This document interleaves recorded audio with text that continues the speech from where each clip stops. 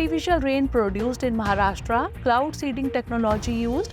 This resulted in an 18% relative increase in accumulated rainfall.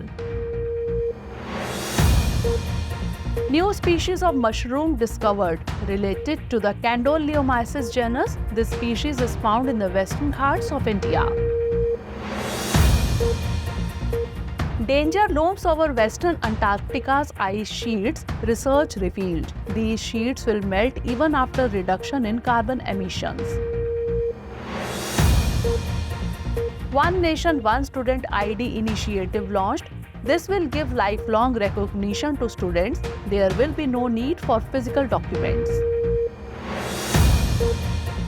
And new discovery about the age of the moon. The moon is 40 million years old, revealed by atom probe tomography.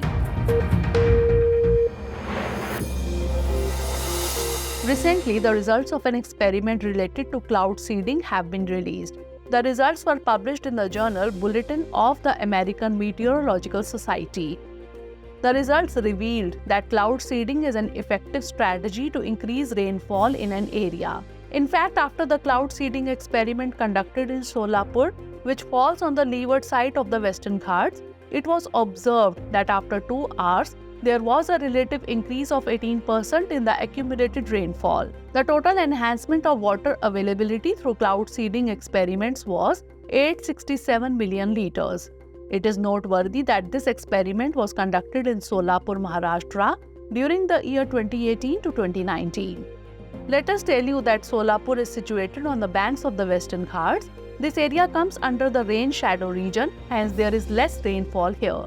In such a situation, this experiment was done to provide water to the farmers for agricultural purposes.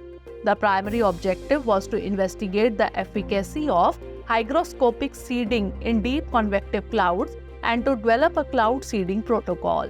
The experiment used 2 aircraft for studying various cloud parameters and for seeding the clouds. In this experiment, calcium chloride flares were used to influence the process of seeding in clouds.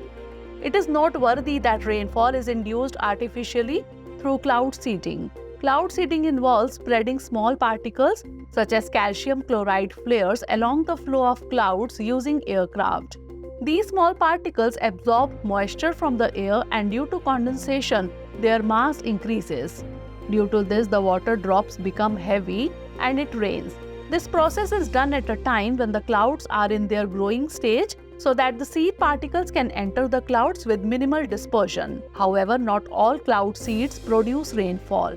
Only those cloud seeds which contain moisture are capable of causing rainfall. According to experts, there are many benefits of artificial rain. Through this, rain can be provided in places with less rainfall. Apart from this, cloud seeding is also an effective solution to prevent hailstorms, eliminate fog, provide rainfall in drought-hit areas, or reduce air pollution. A new report has been published in the journal Nature Astronomy. It has been reported that billions of years ago, there must have been presence of tectonic activities on Venus. The planet Venus may have experienced tectonic activity about 4.5 to 3.5 billion years ago. In such a situation, this study can make more new revelations related to Venus. It is noteworthy that Venus is almost similar to the Earth in size, mass, density, and volume. According to the report, Earth-like tectonic plates on Venus may explain its carbon dioxide and nitrogen-rich atmosphere. It is noteworthy that the atmospheric composition of Venus is made up of carbon dioxide and nitrogen. While the amount of carbon dioxide in it is 96.5%, the amount of nitrogen is less than 3.5%. Let us tell you that plate tectonics is a scientific theory related to the formation of the Earth's surface. This explains how the Earth's thin outer shell breaks into larger pieces. Actually, the study of changes occurring on the Earth's surface because of the movement of plates relative to each other is called plate tectonics or plate tectonics. The Earth's diverse surface has been formed as a result of plate tectonics activities. The formation of surface reliefs such as continents, oceans, and mountains, and the geographical distribution of events like earthquakes and volcanoes have been explained under this theory. It is worth noting that the solid layer with a thickness of 5 km to 200 km formed from the crust and the upper layer of the upper mantle, that is the large part of the lithosphere, is called plate. The solid terrestrial part of the earth is called a plate. It is rich in silica, aluminium and magnesium. Recently, a new species of mushroom has been discovered in the Western Ghats. This discovery took place at JNT-BGRI, that is Jawaharlal Nehru Tropical Botanic Garden and Research Institute in Paload, Kerala. The researchers have named this species Candoleomyces albosquamosus. This species highlights the rich biodiversity of the Western Ghats region. According to the information, there is a white woolly scale-like structure on its pileus or cap. Its color is honey yellow. The researchers have related this new species to the Candoleomyces genus. Let us tell you that Candoleomyces is a relatively small genus. Only 35 species are recognized worldwide. Its height is approximately 58 mm. Its cap or pileus is shaped like a bell. Its pilus diameter ranges from 12 mm to 38.5 mm. The genus Candoleomyces was created in 2020 based on molecular studies of the Sathirillaceae family. 7 species of the genus Sathirella reported earlier from India are now recognized as Candoleomyces. It is noteworthy that the cap of the mushroom changes its color from honey yellow to brownish grey or brownish beige with age. The stem or stalk of the mushroom is white in color and cylindrical. Mushrooms constitute saprophytic fungi for the forest ecosystem. This is why this species play an important role in the decomposition of plant litter in tropical forests. Recently, a study has been published in the magazine Nature regarding the ice sheets of Western Antarctica. According to this, despite reducing carbon emissions, the rapid melting of the ice sheets of Western Antarctica is certain. Researchers say that if the ice sheet was lost completely, global mean sea level would rise by an average of 5.3 meters or 17.4 feet. This will have devastating consequences for millions of people living in vulnerable coastal areas around the world, including India. This will happen due to the warm water around the ice sheets. According to the study, water in West Antarctica will continue to get warmer 3 times faster than in the 20th century. This will happen even under the best-case scenario of limiting global warming to 1.5 degrees Celsius above pre-industrial levels. Because of this, the melting rate of ice sheets in the area will increase. Let us tell you that scientists have provided the most comprehensive assessment of global warming in West Antarctica so far. For this, they used a high-resolution computer model in the Amundsen Sea. In their study, scientists have reported more than 4,000 years of ocean warming and melting of ice in the Amundsen Sea. It is noteworthy that an ice sheet is essentially a mass of glacial ice that covers more than 50,000 square kilometers of land. At present, there are 2 major ice sheets in the world. Their names are Greenland ice sheets and Antarctica ice sheets. At present, these ice sheets contain about 2/3 of the fresh water on the Earth. The Moon, Earth's only natural satellite, remains the center of discussion these days. Actually, the age of the Moon has been revealed recently through research. According to the scientists, the Moon is about 40 million years old. Also, scientists have said that the Moon was formed about 110 million years after the birth of the solar system. It is noteworthy that in the year 1972, human steps were taken on the surface of the Moon under NASA's Apollo 17 mission. About 243 pounds of lunar soil and rock samples were collected under this mission. These were brought to Earth for further study. But due to technical shortcomings in the 80s, research related to this cloud could not be completed. Now at present, this research are being completed. The research is led by Robert A. Pritzker and Janica Greer, a research associate at the University of Glasgow. Small zircon crystals obtained from dust samples brought from the Moon were used in the study. A method called atom probe tomography has been used in the study. Through this research process, it has come to light that the samples obtained from the surface of the Moon are about 4.46 billion years old. Also, researchers have claimed in their discovery that the giant impact that formed the moon was a cataclysmic event for the Earth. This changed the Earth's rotational speed. It is believed that the moon influenced stabilizing Earth's rotational axis and slowing down Earth's rotational speed. Let us tell you that atom probe tomography is a three-dimensional micro or nano characterization technique. It is routinely used to observe and measure the microscopic structure of materials at the atomic level. Recently, the team of IISC, that is Indian Institute of Science, has accomplished a significant milestone regarding cells. Researchers have investigated the effect of different substrate stiffnesses on fibroblast cells. It revealed how the stiffness of a cell's microenvironment influences its form and function. Apart from this research also throws light on the effect on tissues during healing of wounds. Let us tell you that the substrate is the surface where a cell grows. At the same time, fibroblast cells are involved in extensive remodeling of the extracellular matrix, that is ECM, surrounding biological cells. ECMs are important in determining and controlling the behavior and characteristics of cell. According to the researchers, fibroblasts cultured on substrates that had lower stiffness were rounder and showed accompanying changes in the levels of cytoskeleton proteins such as actin and tubulin. Apart from this, lower rates of growth and cell death was observed in these fibroblasts. Research has pinpointed the main factor responsible for these changes as transforming growth factor beta.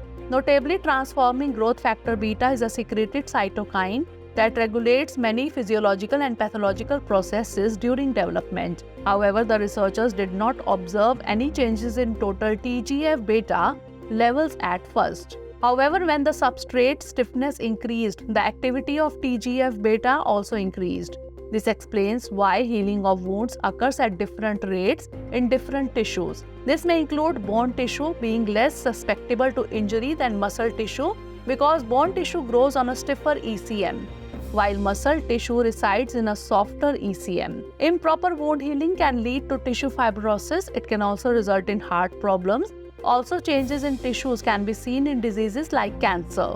According to the study, along with chemical changes, attention should also be drawn to biomechanical changes. From this study, future researchers aim to explore how other mechanical factors such as surface properties and cell stretch can also influence TGF-beta. Recently, 8 Indian citizens have been sentenced to death by a Qatar's court. According to reports, all 8 people sentenced are retired officers of the Indian Navy. According to media reports, all of them were arrested in August last year. Actually, these 8 citizens were working in a company named APAAR in Qatar. The work of this firm named Dahra Global Technology and Consultancy Services was to provide defense services. Let us tell you that the charges leveled against Indian citizens by the Qatar court have not been made public yet. While giving its reaction on this entire incident, the Government of India has said that it will act through judicial process. India has many options under the judicial process. This includes appealing at the international level, taking the matter forward at the diplomatic level, and gathering international support on this issue, etc. Even if all else fails, an appeal can be filed in the International Court of Justice. It is noteworthy that the International Court of Justice was established in 1945 by the Charter of the United Nations. It is the principal judicial organ of the United Nations. Its headquarters is in the Netherlands. It mainly resolves legal disputes between countries. It also advises in accordance with international law on legal questions referred to it by authorized United Nations organs and specialized agencies. Recently, the data of PLFS, that is Periodic Labour Force Survey, have been released. This survey is based on the study from 2019 to 2023. It highlights the factors underlying income gap and inequality in India. According to the survey, men earn more than women in various forms of employment. This gap is even more pronounced among self-employed workers, where men earn 2.8 times more than women. Furthermore, this study particularly highlights differences in average weekly working hours. This highlights a trend in which women work fewer hours than men across all forms of work.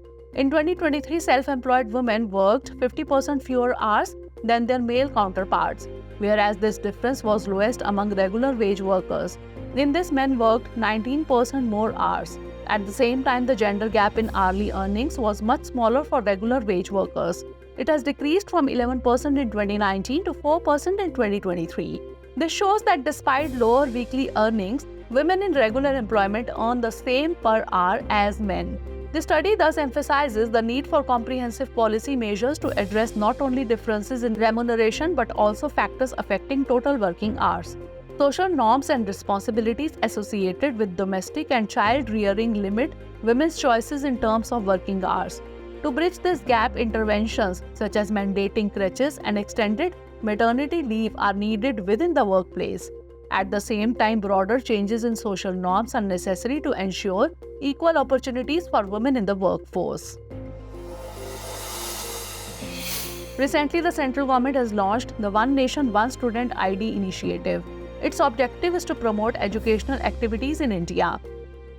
It also aims to bring changes in the way students and educational institutions manage academic records and documents. For this, an automated permanent academic account registry, that is APAAR, has been created. Let us tell you that APAAR has been designed to provide a lifelong identity system for all students in India, starting from childhood.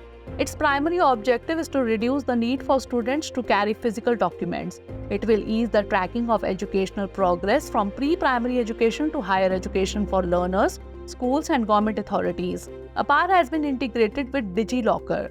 This allows students to easily store essential documents and achievements digitally. This facilitates easier access to including examination results, report cards and other educational records which are important for pursuing higher education or seeking employment opportunities in the future. Students must provide basic information including their name, age, date of birth and gender to get the unique APAAR ID. This information will be verified with their Aadhaar number. After this, the students can get the ID by signing the consent form. For minors, parents must sign a consent form.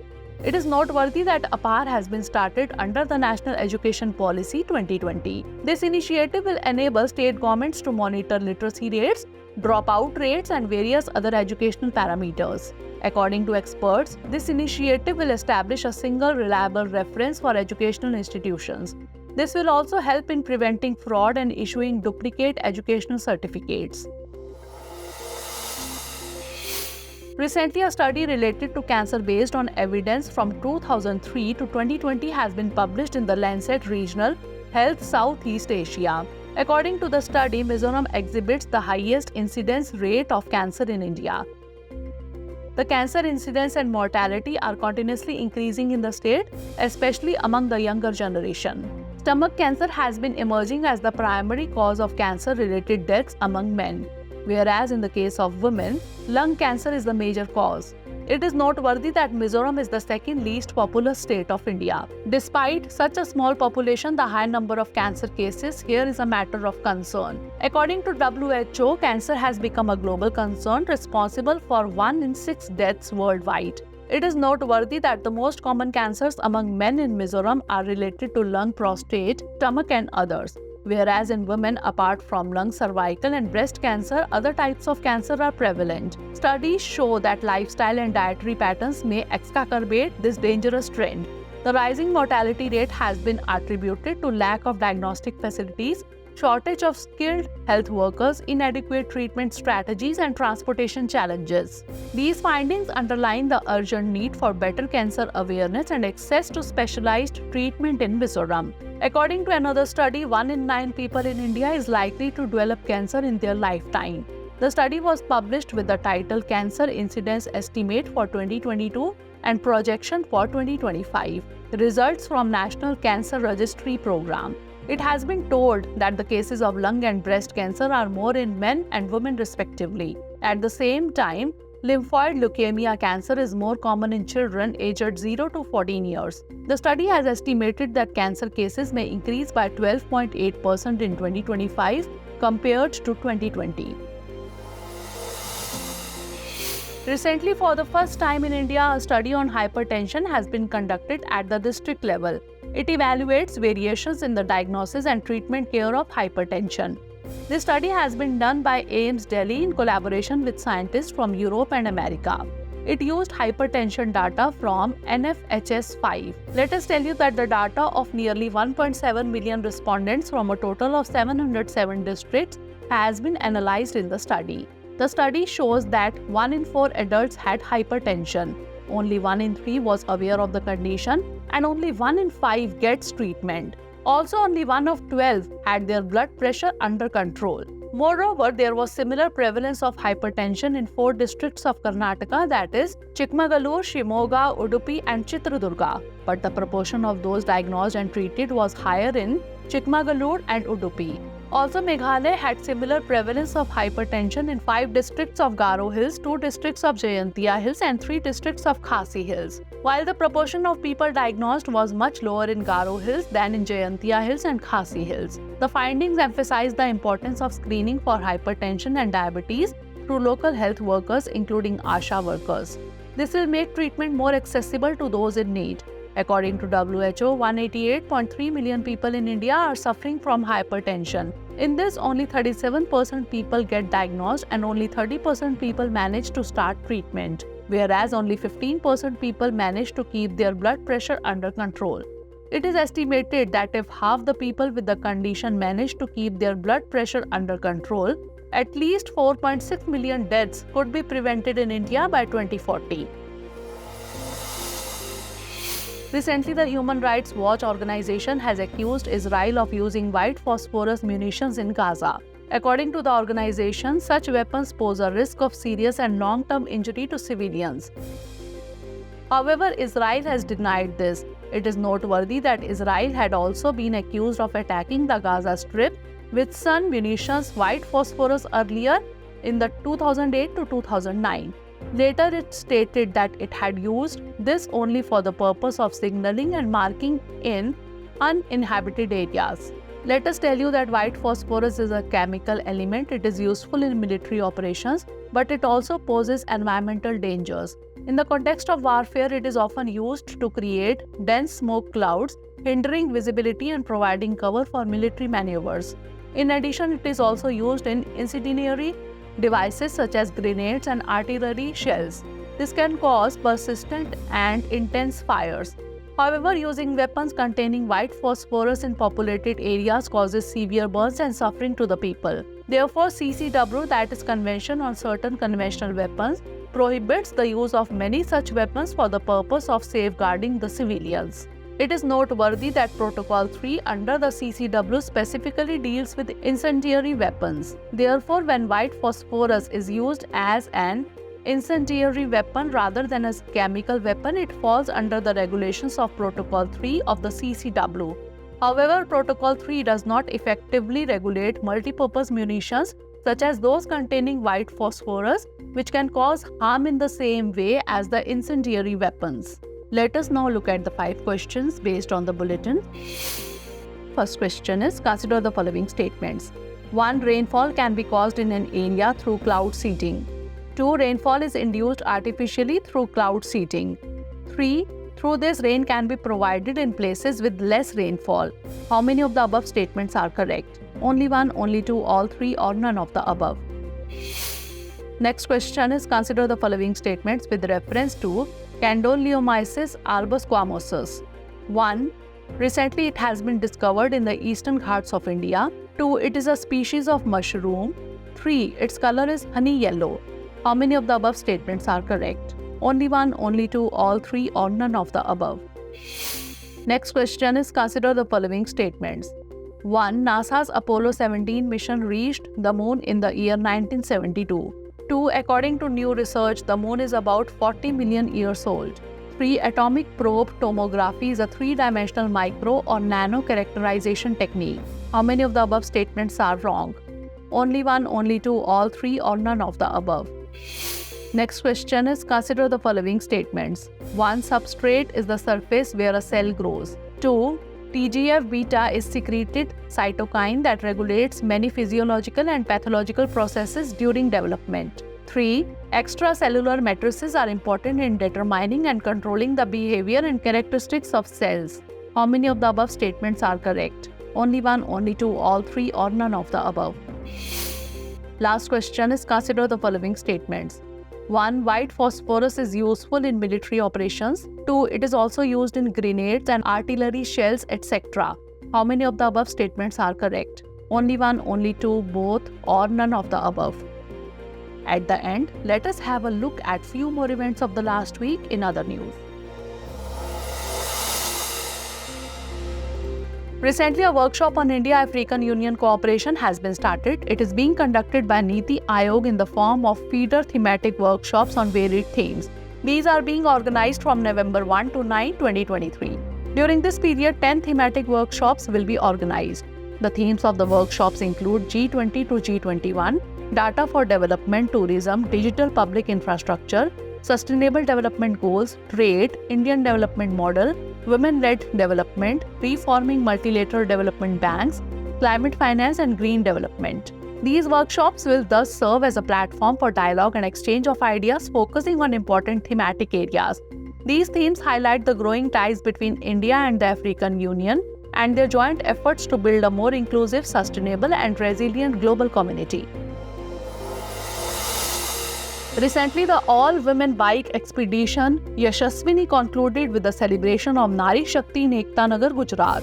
This program was organized by the Ministry of Women and Child Development across the country on National Unity Day. Let us tell you that it was organized by the ministry in the form of a bike rally by Yashaswini, a group of 150 women bikers in collaboration with CRPF, that is Central Reserve Police Force.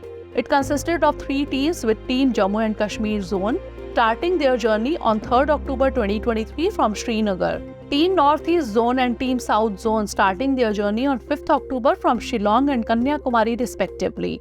Apart from promoting CRPF's message, "We are the protectors of the country," the women bikers also included the social message of Beti Bachao, Beti Padhao in their campaign.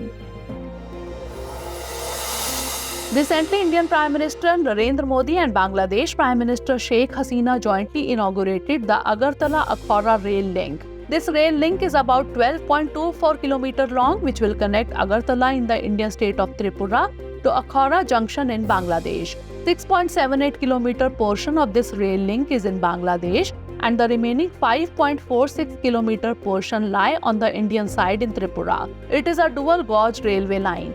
This will significantly reduce the time and distance required to reach Tripura, southern Assam and Mizoram from Kolkata. It is noteworthy that Akhora Junction, located in Brahmanbaria district of Bangladesh, is part of Chittagong division, which has a rich history of commercial and cultural relations with the northeastern region of India since the colonial era.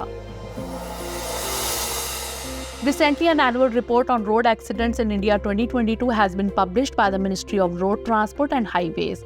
The report is based on data received from police departments of states and union territories. It has been prepared on the basis of standardized formats as provided by the United Nations Economic and Social Commission for Asia and the Pacific under the Asia Pacific Road Accident Database Project. As per the report, a total of 461,312 road accidents have been reported by states and union territories during the year 2022. In these accidents, 168,491 people lost their lives, while 443,366 people were injured. This marks an increase of 11.9% in accidents, 9.4% in fatalities, and 15.3% in injuries compared to the previous year. Let us tell you that this report serves as a valuable resource for policymakers, researchers, and stakeholders in the field of road safety. It provides in-depth information on various aspects of road accidents, including their causes, locations, and their impact on different categories of road users. Recently, the United Nations Environment Programme has announced the Champions of the Earth Award for the year 2023. This award will be given to the mayor of Quezon City in the Philippines for policy leadership, the UK-based Ellen MacArthur Foundation for Inspiration and Action, Blue Circle of China, and OSCE Manuel Moller of Chile for entrepreneurial vision, and the Council of Scientific and Industrial Research for science and innovation. Thus, this year the awards will be presented to a city mayor, a non-profit foundation, 2 social enterprises, and a research council. It is noteworthy that UNEP established Champions of the Earth in the year 2005. Its objective is to honor outstanding environmental leaders from the public and private sectors and civil society. ISA, that is International Solar Alliance, has announced that a capital contribution of $35 million will be made under the Global Solar Facility, that is GSF. In this, the Government of India is also considering an investment of $25 million as capital contribution. Let us tell you that GSF is a payment guarantee fund formed by ISA to encourage investment in solar energy projects. The GSF is designed to catalyze solar investment in undeserved segments and geographies across Africa and mobilize commercial capital in the process. It is noteworthy that ISA is an alliance of 116 signatory countries. Most of these are sunshine countries lying completely or partially between the Tropic of Cancer and the Tropic of Capricorn. The primary objective of this alliance is to work for efficient consumption of solar energy to reduce dependence on fossil fuels. Recently, Lionel Messi has won the men's Ballon d'Or award for a record 8th time. After this, Messi has become the football player to win this award the most number of times. Lionel Messi is an Argentinian player. Apart from this, Aitana Bonmati has won the women's Ballon d'Or award. She has received this award for leading Spain to victory in the Women's World Cup. Earlier, Bonmati has been awarded the UEFA Golden Ball for the best female player and top Women's World Cup player. Let us tell you that the Ballon d'Or award is considered the most prestigious award in football. Every year, the best player is honored with this award.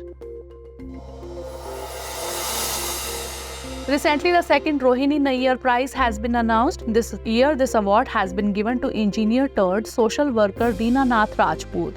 He has been given this award for his remarkable contribution in empowering tribal women in Bastar, Chhattisgarh. Let us tell you that this award is given in memory of the late economist administrator Dr. Rohini Neer for outstanding contribution in rural development. Under this, with a trophy, a citation and a cash prize of Rs 10 lakh is given.